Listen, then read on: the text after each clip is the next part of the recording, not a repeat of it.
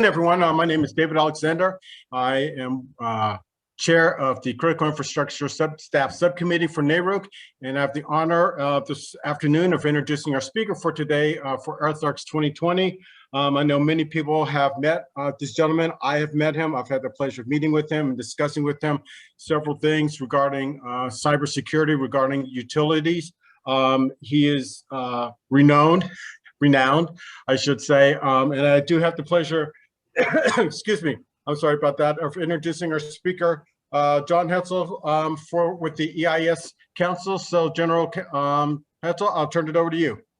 Hey, thanks, David, and good afternoon, everybody. I appreciate this opportunity to talk to the critical infrastructure community. And what we're going to do today is give you an update on EarthEx 2021. As David said, my name is John Heltzel. I'm the Director for Resilience Planning for the Electric Infrastructure Security Council. We're a 501c3 that focuses on grid resilience. So a lot of what I'll talk about today is part of our EarthEx series of training opportunities. And specifically, EarthEx is the world's largest cross-sector resilience exercise. So my goal today is to educate you a little bit and entice you to register and play EarthEx with us. So let's jump right into it. This is kind of, from a military standpoint, we call this a bluff slide. This is the bottom line up front. EarthEx 21. This is our 5th year of doing EarthEx. EarthEx is free. The exercise itself is funded by our foundation partners. And the first question that has been coming up over the last couple of years is, what is EarthEx? EarthEx is an online virtual exercise that's designed to promote an understanding, awareness for preparing for black sky disasters. And I'll talk about black sky disasters. But for those of you all that are interested and focused on critical infrastructure, you probably already have heard that term. A lot of times we use it. It's actually coined back to the EIS Council to describe a long duration power outage. So when you play an EarthEx exercise, you can be sure we're going to take the power out at some point. Well, why should you play EarthEx? Well, I've got a couple of slides for regulators to talk about this, but why should anybody play EarthEx? We want to try to learn these critical lessons in a virtual environment. Unfortunately, we're getting an awful lot of opportunities in the last couple of years to learn lessons in the real world. But where possible, if we can achieve a higher level of resilience and preparedness in a virtual environment, the bottom line is hopefully we can save lives, save turmoil, and decrease the overall impact to the economy. What does EarthEx cost to play? One more time this year for free. EarthEx is being made available by our foundational partners, and no one will ask you for any funds to participate in EarthEx. What can you expect if you sign up to play? You can expect probably one of the most engrossing, dynamic, pulse-pounding type of tabletop exercises that you've probably ever played. EarthEx is delivered using a virtual engine that we created called the Battle Rhythm Manager. And we spend quite a bit of money to make sure that we create the environment using very high-end video injects. So we actually go to Hollywood and shoot the video segments that you will see. So EarthEx will push your boundaries. It will make you think, it'll make you work with your partners, and a little bit more on that. But you can expect a kind of a fully engrossing experience that'll pull you in completely. This next question came from several people last year. Is EarthEx right for my organization or my family? And I'll talk about the organization piece coming up, but for my family, my over-the-top response to that is yes, it's right for families. I don't think I would sign up preschool children, but once a child is going to school and has an understanding about the real world, it's definitely something that you want to sit down as a family and talk about these issues and ensure that you've got your own family plans in good shape. I would foot stomp the following piece, and that's another military thing. If I say foot stomp, that means it's important. If you've got teenagers in the family, definitely take advantage of the EarthEx experience to have a family discussion about how you intend on preparing for the different disasters that we all have to get ready for. Interesting question, how many people can play EarthEx? Last year, we had people register to play in 41 countries. We had over 12,000 people participate. At one time, we've actually seen upwards of several hundred playing at exactly the same time. The system is built on the most secure web platform in existence today, and very hardened, but easy to access. And you'll find that if you can order something on Amazon, you can play EarthEx. And that is a little bit of a wink and a smile towards the platform that we're running on. And can you play more than once? That may sound odd trying to get you to play the first time, but you can register and you can play multiple times. And in fact, we encourage that. I will say this several times through this afternoon, but I personally wish every person in the world would register and play at a minimum the individual and family lane. We do have other organizational lanes, and I'll show those to you coming up. But literally, we need people to survive these disasters. And with the recent issues we've seen around the globe, people need to be prepared for fires. They need to be prepared for floods. And we'll talk about some of the other hazards as well. So definitely sign up, play the individual and family, but then play one of the organizational lanes too.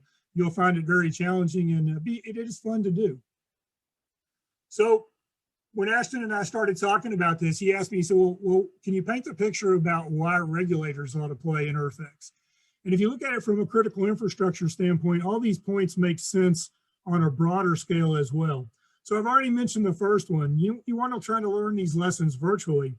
The one thing I will tell you, and I've been kind of a student of emergency management and homeland security for a couple of decades now, the things we're talking about this year are coming to a town near you very, very soon. You don't have to believe in climate change, because climate change doesn't believe in you and it doesn't care. But the fact is the threat's real, and we need to be prepared to survive these potential events. So try to learn virtually. The other thing though is if you look at it from trying to protect critical infrastructure or restore critical infrastructure, this will give you a good opportunity without having the event happen to actually evaluate the processes and procedures. And I always try to get people to think about, they say, well, we've got an SOP or we've got an operations plan. Go through that during an exercise and find out, do you actually answer the question, who and what and when and how? Are those in there, or do you just describe things in generalities? A general plan is better than no plan, but the truth is a general plan may or may not get you to where you want to end up. And so answering those questions about who, what, when, and how are really important. And the way to do that is in an exercise. The other thing that I think the EIS Council has done a great job at in the last decade, and that's helping people build relationships. You'll hear me talk about cross-sector and cross-organizational.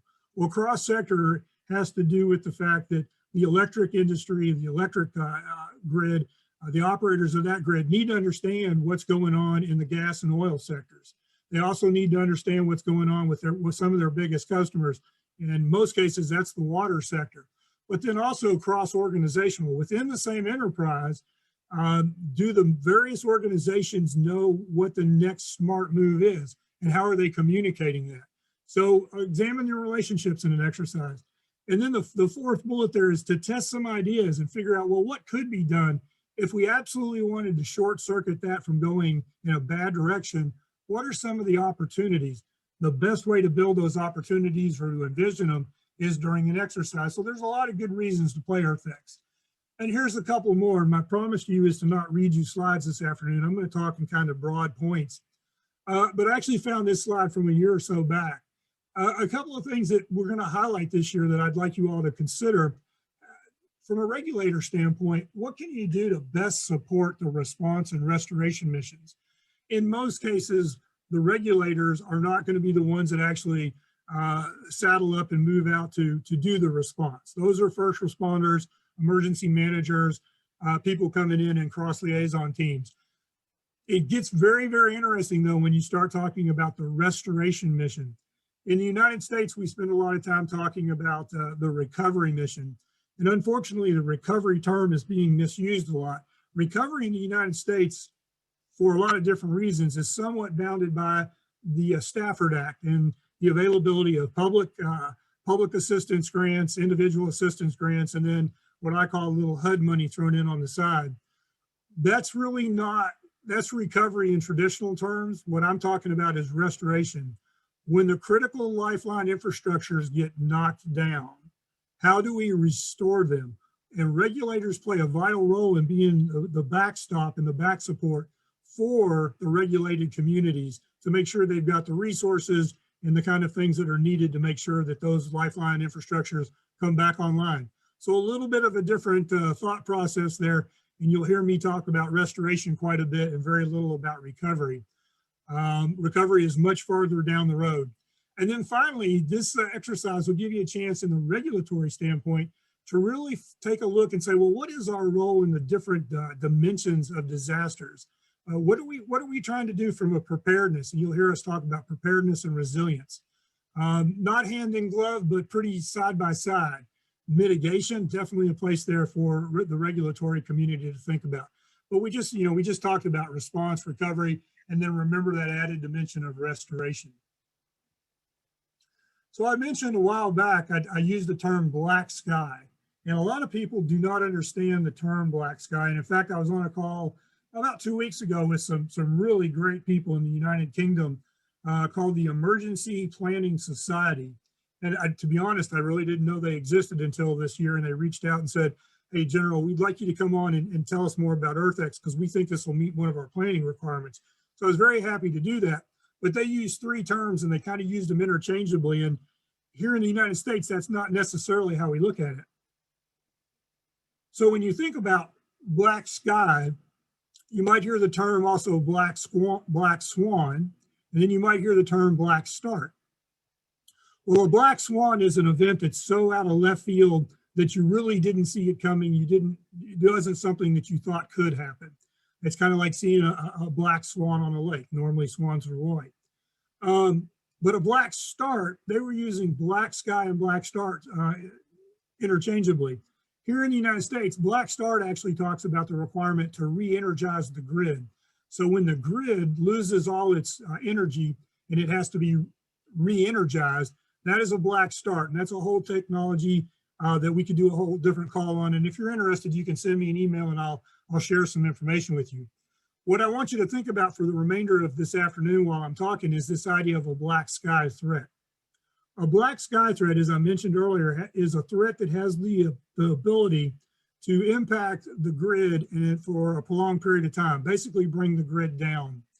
A number of things can do that. And I'm not going to get really down into all the different things, but we categorize it in about 6 different hazards, and we're slowly adding them as we come to understand some of the others. For example, we just added pandemic, has the potential to impact the grid because of the loss of the workforce.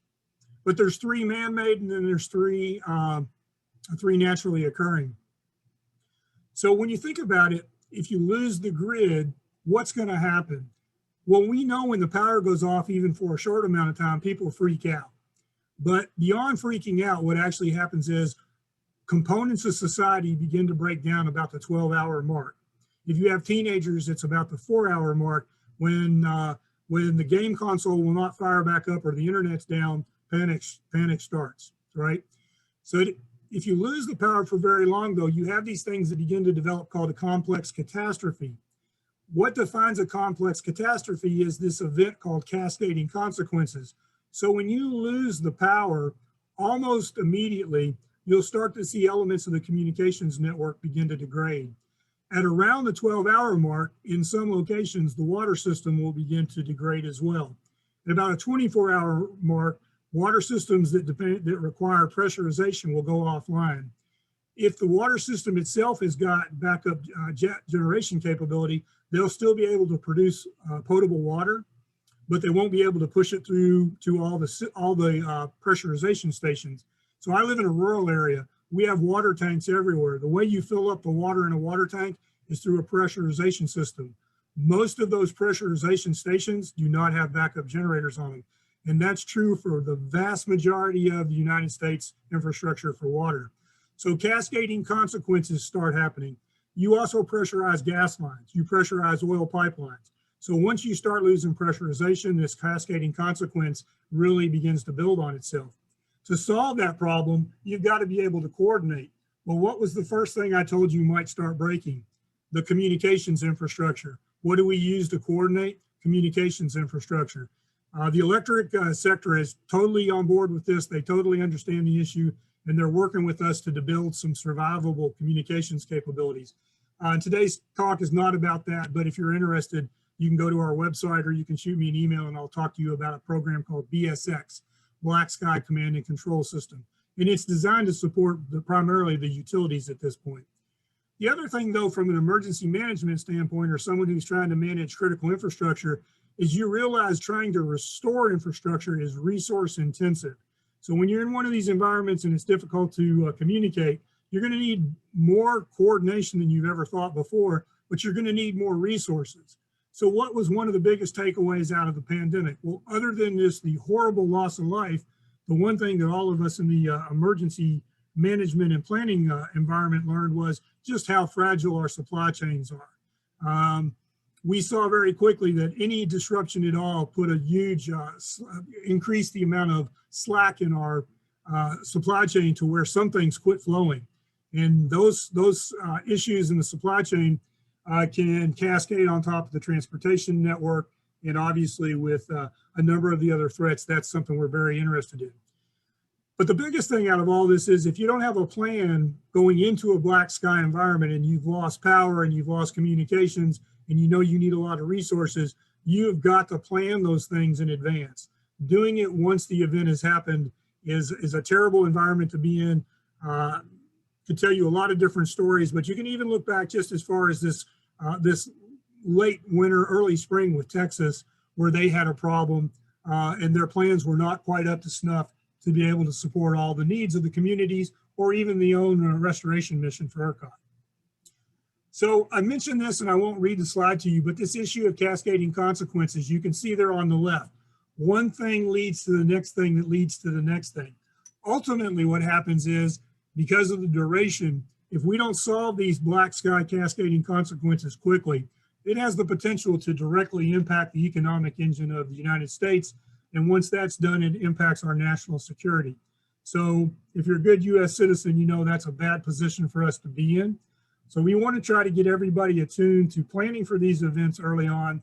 And we love working with the regulatory community because, to be honest, you guys have gotten it, you're working it. I know that NARUC is supporting a black sky workshop, a black sky committee, and a black sky handbook.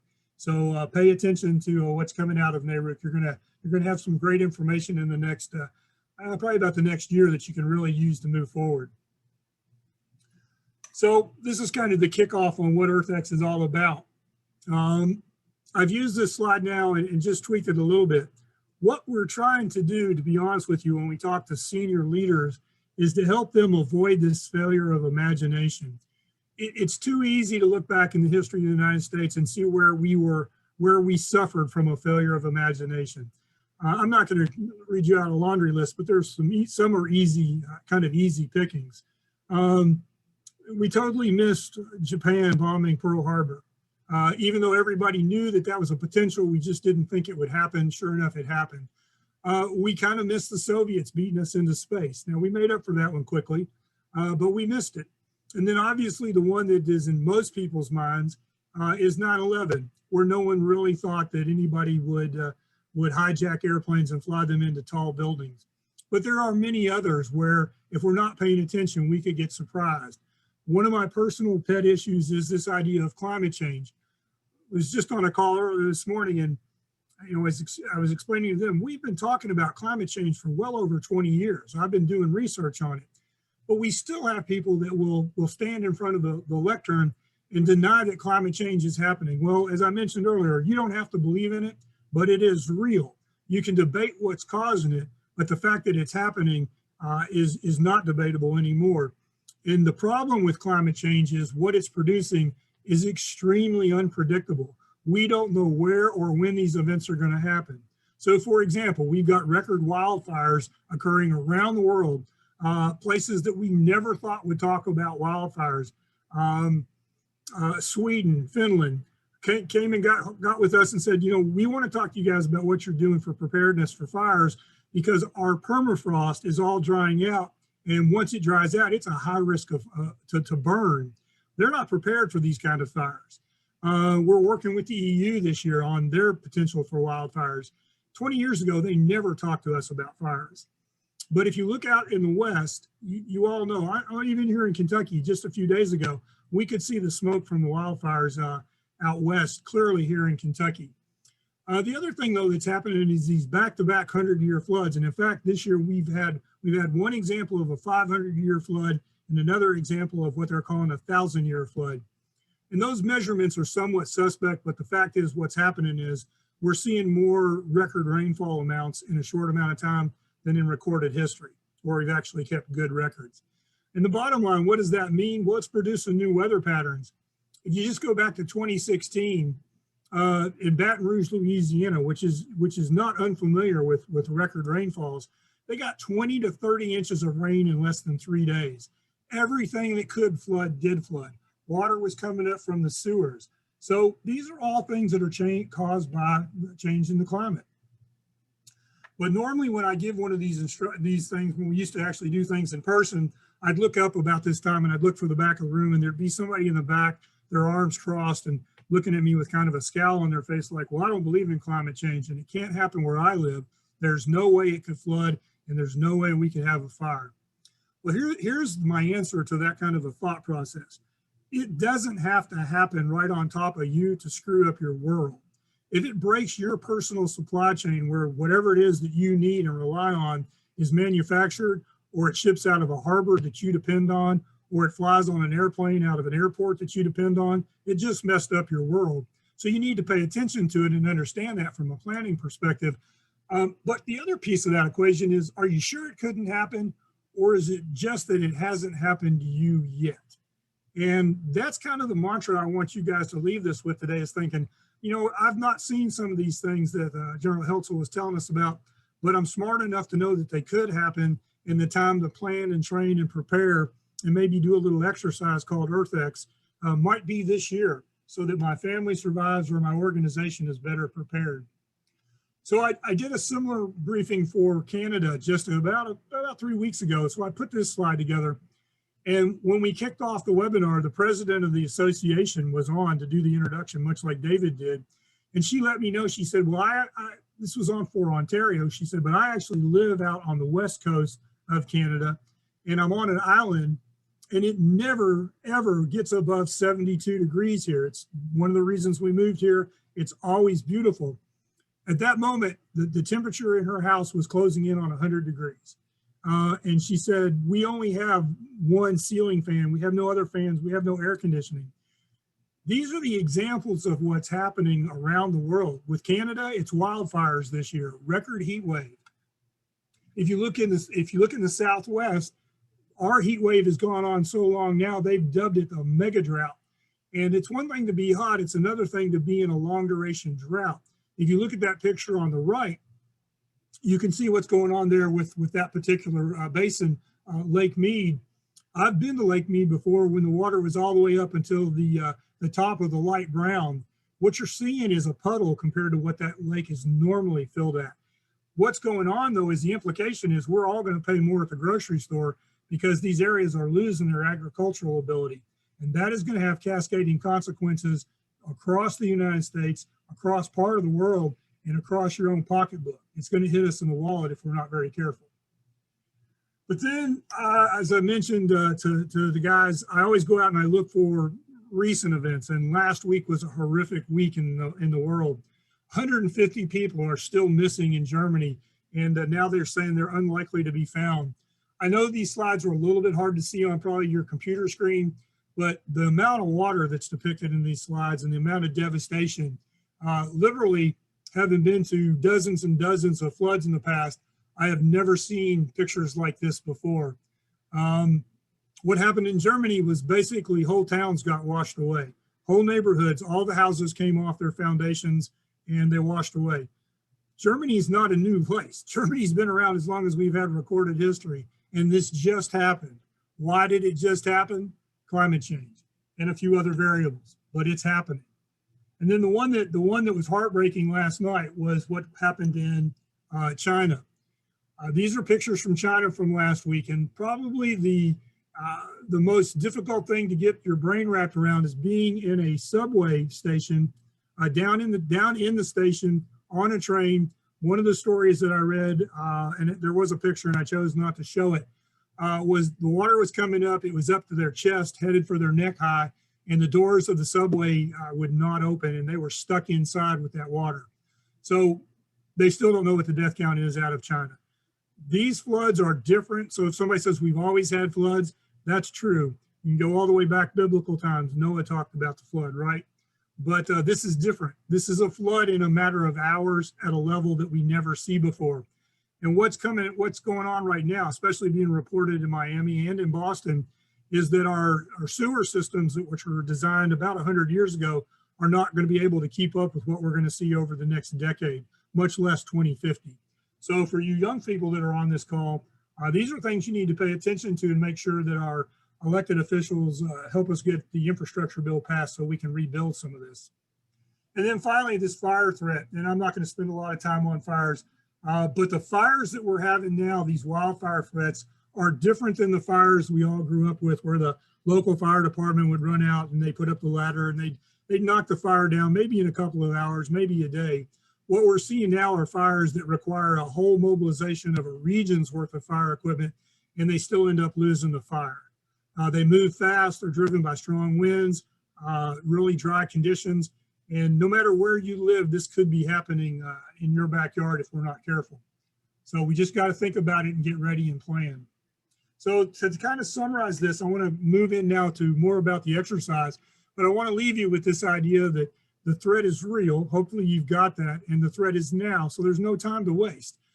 What I'd ask you to do, and what we're going to put forward for you guys in EarthEx, is, do you know what your specific level of risk is, and what would enter into that kind of an analysis? And then if your level of risk is high enough and you're threatened, do you know how and when to evacuate?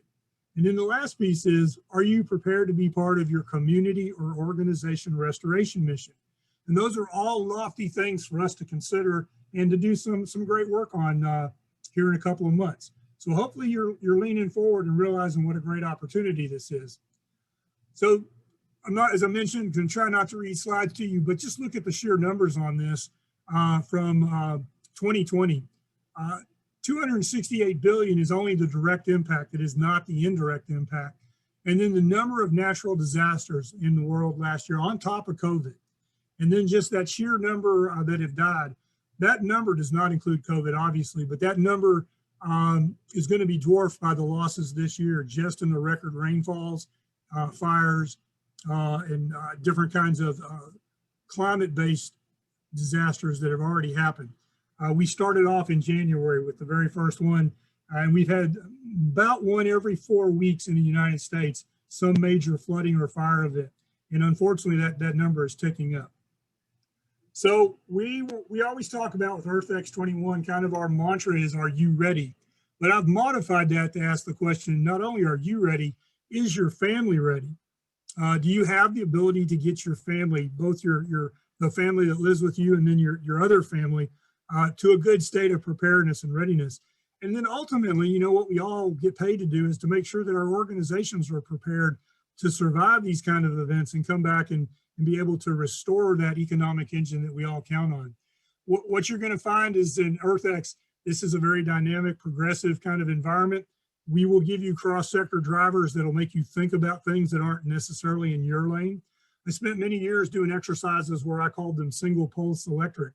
What I meant by that was I knew what the exercise was going to be about, and they were going to come at me straight on, one thing after the next thing after the next thing. And if I could just keep thinking about that, I would probably turn out okay. That's not EarthEx. If you're working regulatory, we're going to tell you about what's going on, not only in the electric sector, we're going to make you think about what's going on in the oil and natural gas sector, which may not be regulated where you live. Or we're going to make you think about what's going on in the local community where you do live, so that you've got to think about these cross-sector implications. And then ultimately, we're going to give you a number of tools that we hope will help you with your preparedness and resilience. If you're into needing an exercise, this is one of the most efficient ways to get one. We do all the work for you. So if you're worried about or trying to get credit for some grant requirements, EarthEx is a great way to do that. And most of our local communities are funded by grants, so feel free to share the information with your local community. But I promise you, if you play EarthEx, we're going to make your head hurt a little bit. We're going to make you think about things that maybe you don't think about right now. And it is multi-phase, meaning there's going to be an exercise. First phase is going to be on fires. Second phase is going to be on floods. They're similar, but obviously not the same. And then what I would encourage you to do is pull some people together and play as a team, or bring your organization together and get around the boardroom table and actually play it together. Or you can do it virtually. And I'll talk a little bit about that coming up. We've had some great examples of people playing virtually. I'm an exercise designer. I've been in the military way too long. I don't do anything without declaring our learning objectives. We started off with what were we hoping to train this year. Not going to read you the slide, but wanted you to see that there are things that we're trying to advance out of the exercise, which are very much foundational into making sure that people survive. But coming at it from a resilience standpoint, we also wanted to foster some resilience issues that we wanted everybody to gravitate towards and end up with a better set of tools to use, so that when you're faced with one of these scenarios, and trust me, somebody on this call will be faced with one of these before the end of this year, we want you to at least be comfortable with the things that you need to think about. And then the little graphic down there in the lower left-hand corner, I don't want you to live in the fear zone. I hope to get you in the learning zone, but ultimately, by the time you're done, I hope we've moved you all the way to the growth zone, where you are charting your own course and building your own plan. So there's a rationale to what we're doing. But ultimately, at a minimum, we're going to talk about improving situational awareness and reacting to new information. But the big piece from our planning standpoint is this whole idea of restoration planning. How do we bring our communities and critical lifeline infrastructures back online faster? How can we not take it? How can we move it from taking 2 months to less than 3 weeks? How can we get people ready to do it in 2 weeks? Can we move it down to 1 week? Some things we can, but it takes thinking about it ahead of time. So just a few things off of this slide. We are modeling, you probably got the sense of this already, we're modeling EarthEx 21 off of real world events. The thing that we hope you will get out of the exercise opportunity is the ability to build leadership and teamwork, test your own flexibility, and then review your own plans for making the best decision at the right time. The exercise is very structured. We try to reinforce the best way to deal with these disaster situations. And if you're not familiar with that, you don't even need to know it's happening. It will just teach you, because it's the way we give you the information. So I mentioned a minute ago that there's a number of different ways to play EarthEx, and I want to highlight a couple of them. I told you I would foot stomp this several times. I think this is my second foot stomp on this.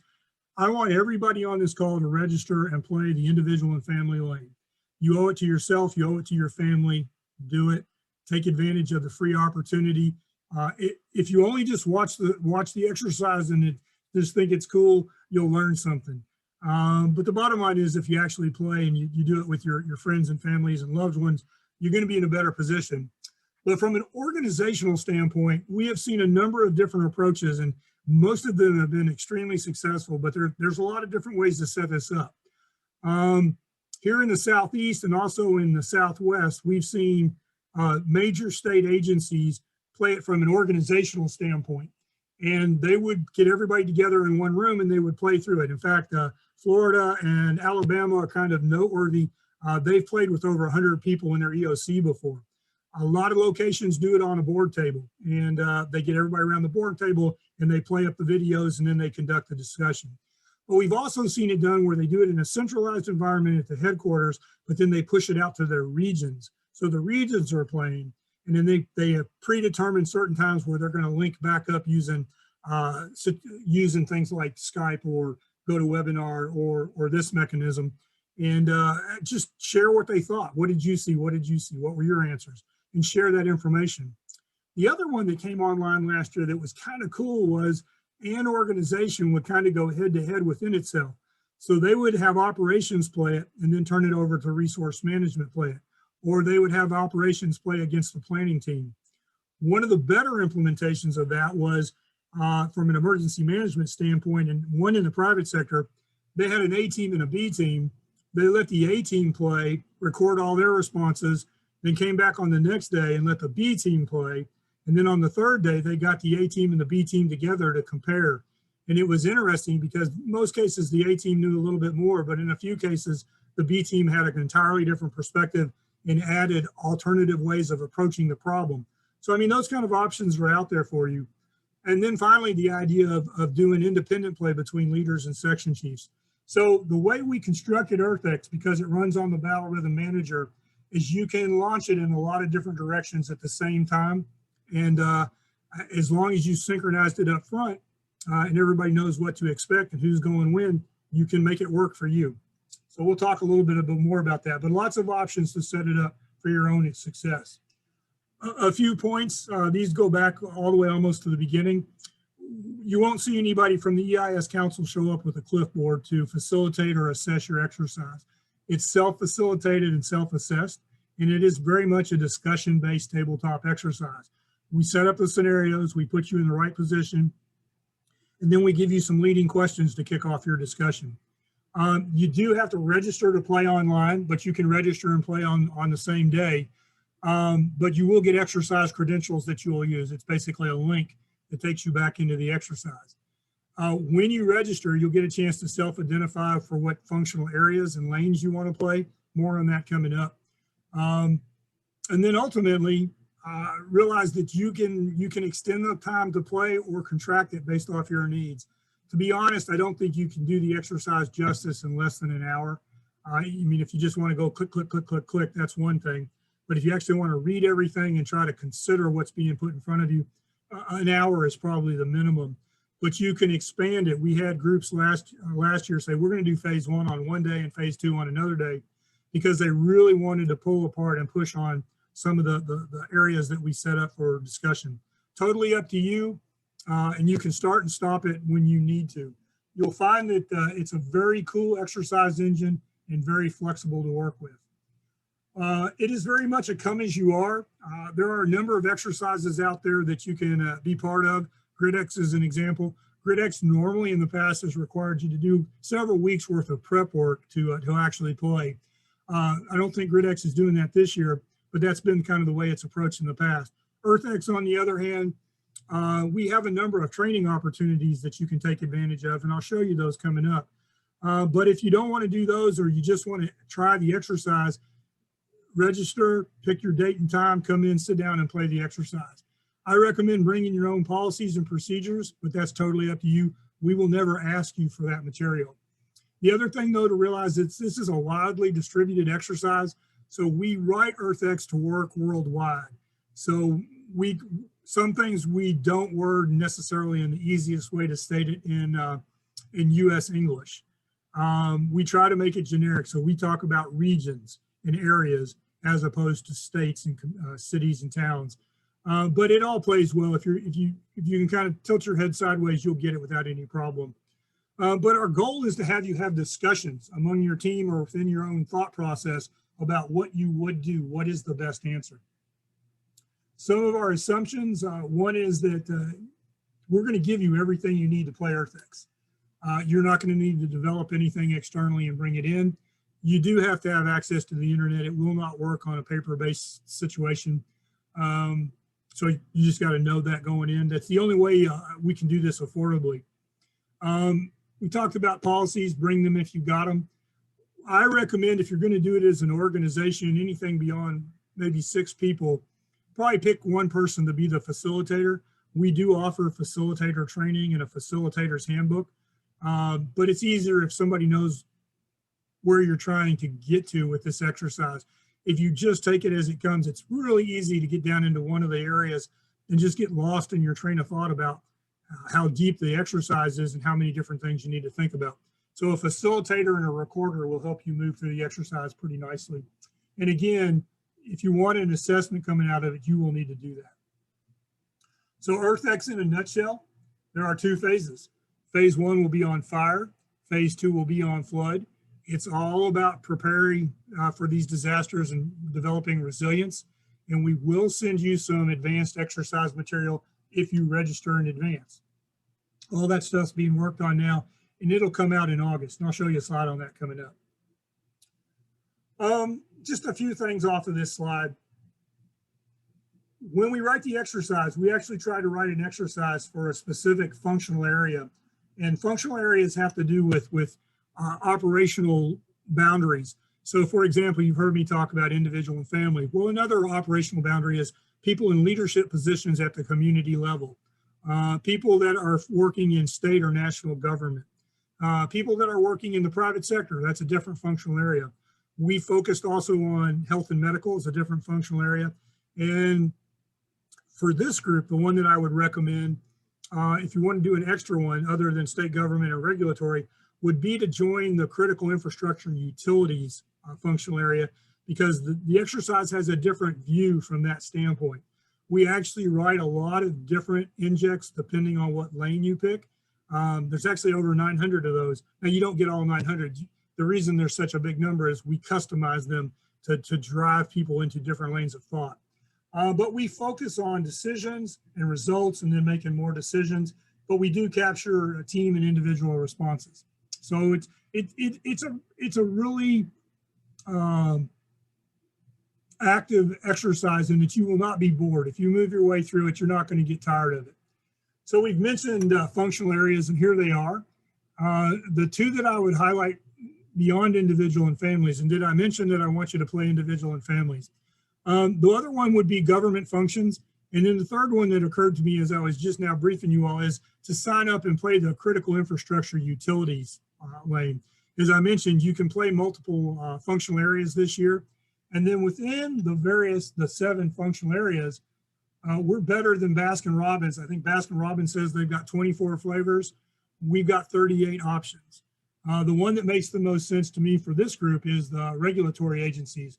But if you want to pick one or more of those critical infrastructure lifelines, you'll notice on the left-hand side, there are lanes for electric, natural gas, oil, water, wastewater, and communications. So pick one or two of those and see what that world looks like, because the earth will tilt different ways, very much like the real world. Not everybody gets the same information at exactly the same time. So lots of different opportunities to customize your play.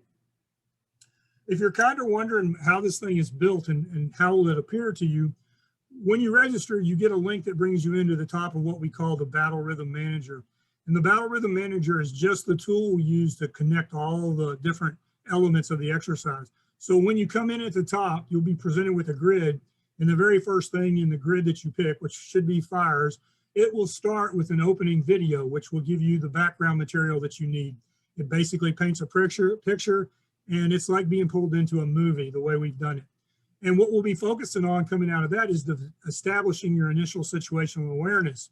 Once you've done that, you've discussed situational awareness and what you think is going on, we're going to give you a little bit more information to flavor your situational awareness. So that's another video.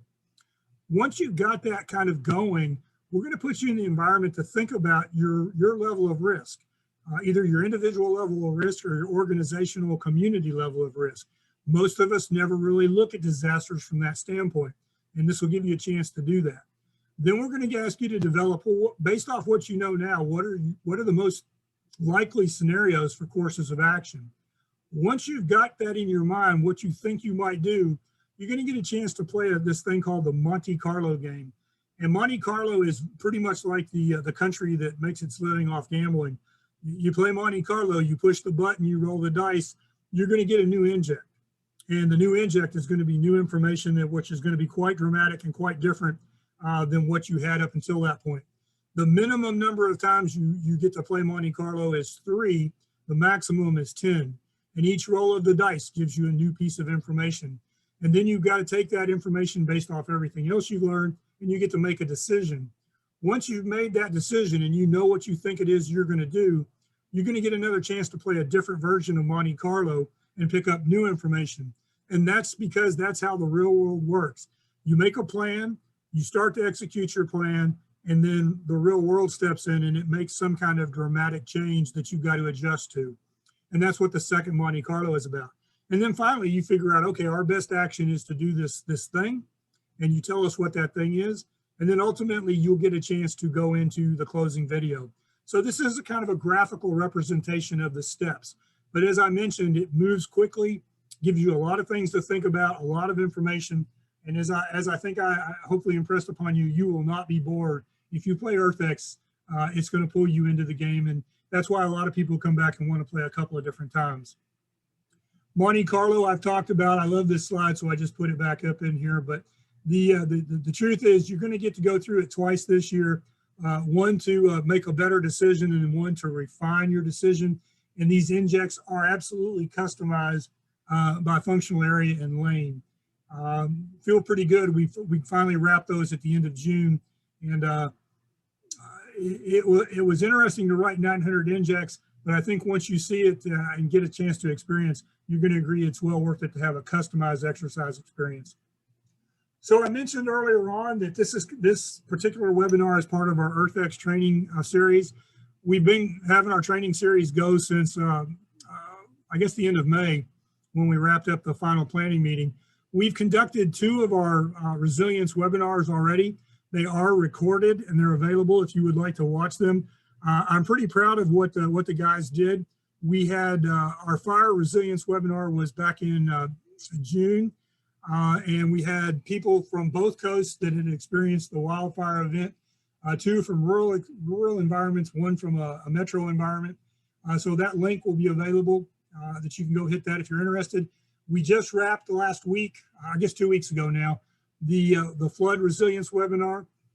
Really great. I had a couple of dyed-in-the-wool emergency managers and then somebody from CISA and DHS that came in and talked about their overarching resilience initiatives that they're trying to put together. A lot of great information if you want to know more about what's being done for flood resilience or what you need to think about for EarthEx. And then the one that's coming up in August is going to be really exciting because we're doing community resilience from a different focus. There's a lot of resilience work that's out there, but it's all government centric. And the reality is, and those of you all in the regulator community realize that it's the private sector guys that actually run our critical infrastructure are the ones we need to work with. So this particular webinar is going to focus on an active private sector. That link is hot and you can register now, and people are already heating up the waves registering for this event. Some other training materials and events to see. Thursday this week will be our first facilitator training. If you can't make that session, but you're interested, you'll be able to register for it and then watch it on demand. Then we'll roll into August when we'll push out our participant and facilitator workbooks. And then finally, about a week before, we will conduct our final facilitator training. You do not need to attend these to play EarthEx, but if someone is going to facilitate a large organization, we wanted them to feel comfortable with the role that they were signed up for. So it's really just up to you whether you should do that. This one, however, I encourage everybody to sign up and participate. The first time we did this was last year, and the feedback we got was overwhelmingly positive. We're going to give you a fairly quick spin around the globe and paint a picture about why resilience is so important and what's going on in this world status update. And we're going to pull everything right out of the headlines. So you'll get a chance to really kind of get pointed in the right direction from a climate change standpoint and a response standpoint for the 2 major threats we're going to talk about in EarthEx. Again, fires and floods. But I hope you'll register and participate. As I mentioned, this went very well last year. Now, this is we're right down here towards kind of the final moments of this. If you register and play, when you register, if you would like a special certificate indicating that you are part of the NARUC community, there's a checkbox. There's a couple of checkboxes. One that I want to call out, but I'm going to do the one on you all first. There's one that says commissioners. Check that box, and your certificate, if you complete both phases and complete the survey, we will send you an electronic certificate of participation saying that you were with us on EarthEx 2021. It's not CEUs, but for some people, having that piece of paper is helpful when they apply for other jobs. One that I'd like to ask your help with is the one that says Scouts. If you know anybody that's in the Boy Scouts, the Girl Scouts, or Campfire Scouts, we are actually putting together an emergency preparedness webinar for them that'll be recorded, but we're going to offer them a special certificate as well. I'm an old Boy Scout. I've been in Scouts most of my adult life since my sons both got their Eagles. But what I was approached by somebody last year after EarthEx through LinkedIn, and he said, hey, have you ever thought about offering this to Scouts? And to be honest, I had not. So this year, I think it's a great thing to do. They have a checkbox. If you'd help me get the word out to anybody that you know that has Scouts, either Boy Scouts or Girl Scouts, They check that box. They're going to get a really cool certificate if they complete it. They'll also get access to the webinar on emergency preparedness. I think anything we can do to get our young folks totally aligned with the disaster preparedness, that's better for all of us. So again, self-identification, but a couple of great opportunities there. And then finally, if you have any questions that we're not able to answer, Ashton said he would help me out taking any questions if there are any. You can feel free to write me at earthx@eiscouncil.org. Remember, it's a .org.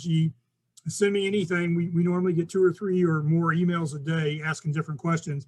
But it's best if you register early for EarthEx. You can always change the date you play. We don't ask you when you're going to play. But the sooner you register, the more you start getting the information as we develop things and bring them online. I certainly hope you guys will all take advantage of this opportunity. Register or play as a family, but also bring your team together and play as a regulatory community and give us some really great feedback, because we use the feedback from EarthEx to help us come up with other activities. And one of those is our GRCOM initiative. GRCOM started earlier this year, the Global Resilience Commission, and there is one of these tomorrow. I think Ashton's already sent out some information about this one. Those of you all working in critical infrastructures really would enjoy the discussions that we have on GRCOM. We bring in industry leaders from around the world, so it's very much international. The one that we're in right now, this is the second in our Green Grid Security Series. And of course, with Green Grid, we're talking about the greening of the grid as we bring in more green technologies. But the real question, which I think is perfect for this group from NARUC, is can the utilities and government collaborate? And we think they can. We think it's a matter of opening the door and breaking down some of the barriers. But our last session turned the corner on this Black Start issue, and a new work group is formed. And you could be part of that work group if you chose to be. So just an opportunity. I know we probably all get dozens and dozens of requests to sit in on webinars, and I appreciate you making time for this one today. But if you're interested in the regulatory environment, you will find that these GRCOMs are right up your alley. And then finally, if you want to be part of the Global Resilience Commission, it's a free group. You've got our contact information. You can actually Google GRCOM, and our new website's online. And there's a lot of materials out there that you might want to take advantage of, including a lot of our video material is out there. So, and some of our video material has been cited as some of the best in the business. So with that, I think this is my last slide, and I'm happy if there are any questions. I'm not real good at spotting. I think there's something up here in QA. I'll leave this slide up and see if I can. Can you send us an email with all the registration links? I will try to get that to Ashton, and then Ashton, if you don't mind, if you'll get that out. The good news is, if you just for everybody's information, if you register for any of our events, you get on our mailing list, and so you'll start to get these. But yeah, we'd love to have everybody sit in. So, Ashton, can you tell, were there any other questions, or do you think we covered it? Yeah, I do not see any other questions in the chat or otherwise, but if anyone does have a question, feel free to utilize the raise hand feature on the bottom of your screen, or type something in and we can make sure to address it. You know.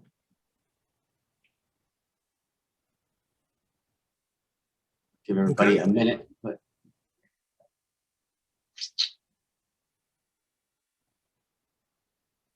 I have not seen anything, but I see David's on camera. David, do you have a question, or are you ready? No. I was just going to thank John for the excellent presentation. Just by listening to him, I learned a lot. And I'm just looking forward to working with John and participating in EarthEx from Pennsylvania standpoint. And again, just want to thank him for all of his work that he does to help us and to educate us on a lot of the issues that are going on out there. Hey, David, appreciate that. Pennsylvania has been one of our best partners. I think you hosted the Gladys Brown-Dutrell hosted the very first, and Governor Wolf, the very first Black Sky exercise in the nation. So we appreciate you, and thanks for the opportunity to talk to this group, and hope some of them take us up on it and register and play. All right, well, I'm not seeing any questions, so I think we'll just end out the webinar there. Thank you so much, General Heltzel. Thank you, David. Thank you, everyone. Take care.